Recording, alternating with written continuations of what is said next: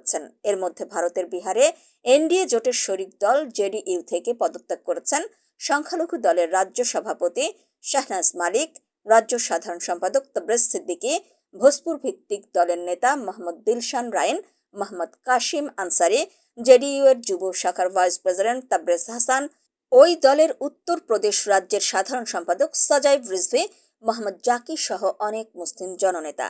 ওয়াকফ বিলের বিরুদ্ধে ভারত জুড়ে ধর্মনিরপেক্ষ দলগুলো গভীর হতাশা প্রকাশ করেছে।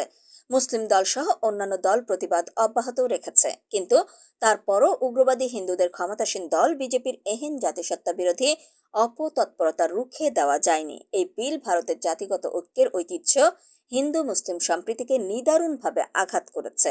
এই ওয়াকফ সংশোধনী বিল বিনষ্ট করবে বিভিন্ন ধর্মের সমন্বয়ে গড়ে ওঠা ভারতীয় জাতীয়তাবোধ। এই বিলটির চূড়ান্ত পর্যায় থেকে ভারতের ক্ষমতাসীন দল বিজেপির সরে আসা উচিত।